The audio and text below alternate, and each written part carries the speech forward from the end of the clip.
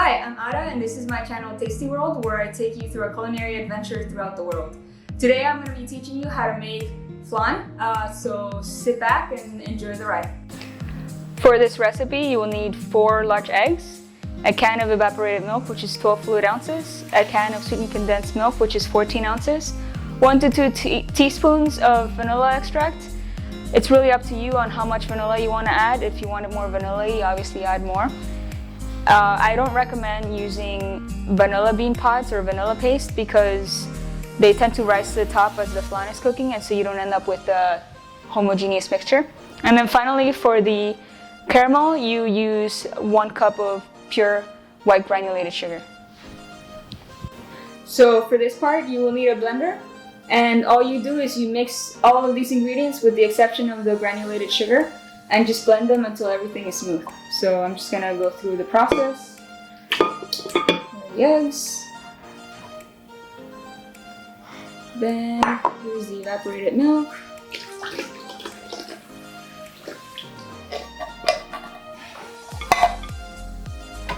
The condensed milk.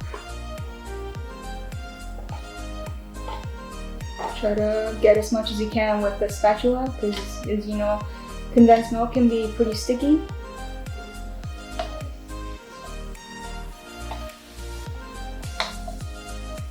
That's good. Here's where you add the vanilla. I like my flan to be extra vanilla-y, so I'm actually going to add 2 teaspoons to it.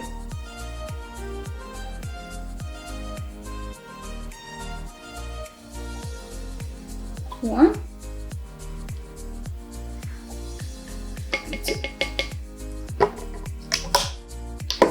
Then just put everything in the blender.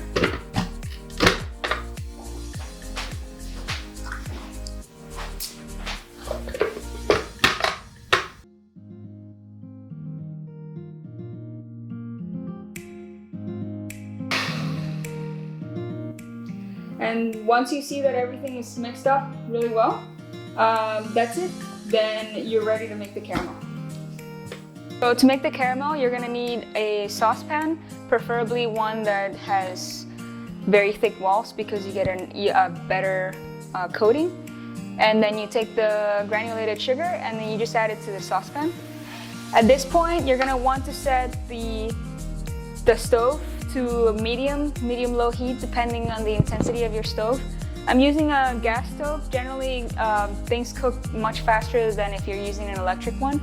But it's really up to you. The main thing is, as you're making this, you want to stir frequently because you don't want the sugar to sit in one spot for too long and then burn, and then you're just gonna have to start over. So you just start stirring the sugar as you go along. It will take a while for the sugar to start caramelizing, but you'll see after a while, once it starts turning, you really need to be mindful and stir it as frequently as possible because you will start to burn pretty quickly after that. As you can see, you're starting to get the sugar to brown a little bit. It's still quite a ways away. At this point, the sugar is going to start getting a little bit sticky, so you want to make sure that you're using a spoon or a spatula or something that can really remove it from the surface of the pan so that you can make sure it's not sticking to the surface. You're still just going to keep stirring as you were normally. Eventually the sugar is going to start caramelizing and it's going to start dissolving, and you're going to get like a very smooth, golden, very brown sort of mixture at the end. So as you can see, the sugar is starting to become liquid and it's getting a really nice, deep, rich brown color. There's still a few little pieces that are undissolved, so just go ahead and just keep stirring as much as you can until they are fully dissolved. Once you're ready to put this in the flan mold, you're going to need to definitely wear some oven mitts because this is piping hot and you definitely don't want to burn yourself. So yeah, this is ready to go. So let's go ahead and transfer it to the mold.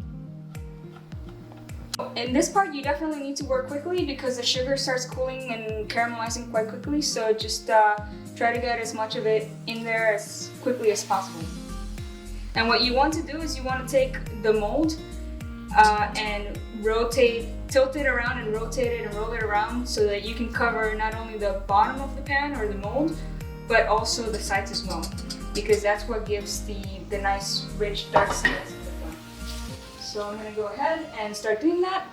Remember, as you can see, I'm using a mitt because it's quite hot. You definitely don't want to burn yourself. I've definitely burned myself doing this before. Another trick that I like to use, if the sugar starts getting kind of thick and it's kind of hard to get to the sides, as you can see, this one's already starting to set quite quickly. I like to use a spoon to get to move it and scrape it on the sides. So it's not a big deal if you can't quite get it on the sides as perfectly as you would like. It looks like I'm gonna have to do that anyways because the sugar's starting to get kind of thick. So yeah, just spread it around on the sides. It's not a big deal. Even if it doesn't look pretty, at the end of the day, it's gonna go into the pressure cooker and it doesn't matter. It's all gonna cook together and you really won't tell the difference.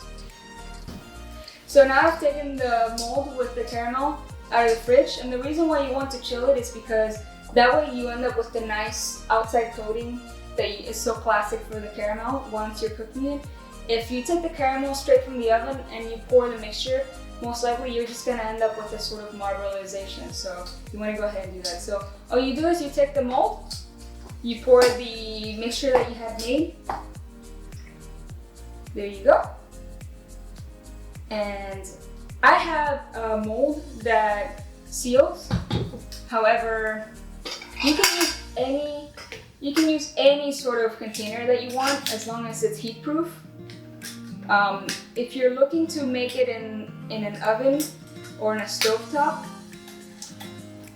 make sure that it's high enough, because normally the way you want to do this is you want to cook it in what's called a bain-marie, which is cook it in a layer of water filled halfway, so that way you end up with that nice creamy, evenly cooked sort of custard consistency. I am going to cook it in the pressure cooker. I personally like doing it like that better because it cooks so much faster. Normally, if you're doing this in an oven or on a stovetop, it takes about an hour. If you're cooking it in a pressure cooker at high pressure, you can cut the time by 2/3. So basically, if it takes an hour to cook in the oven, it's gonna take 20 minutes to cook in the pressure cooker. That's why I like it. It's just so much faster. So all you do is, I already have the pot for my Instapot filled up until about halfway, and then I make sure to seal the mold, and then I just go ahead and plop it in there. Now we're gonna go ahead and put it in the Instapot. So I have the timer set to 20 minutes in the Instapot, and I've already added the water to the flan mold. It's about halfway.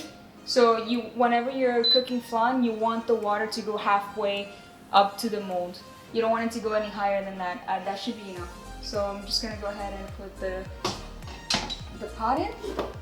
Make sure that it's sealing. Just close it, and then just go ahead and set it to go.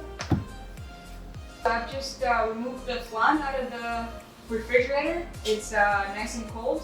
It makes it easier to demold if you let it cool down all the way. So one of the other things that really helps demolding is running a knife all along the edge. So this is what I'm going to do right now. I'm just going to run it through. It should still demold fairly easily if you don't do this, but it's a really small step to do that could make a huge difference. So I'm going to head and run it all the way through the edge. So now I'm going to go ahead and demold it. So one easy way to do it is just to grab a plate that's wide enough to hold it, and then you just do it really quick. So great for me.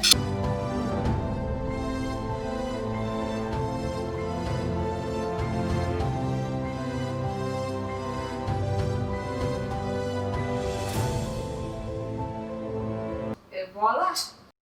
All you need is a blender for this part. So you just add all the ingredients to the blender. Let me go ahead and start over. Liquid or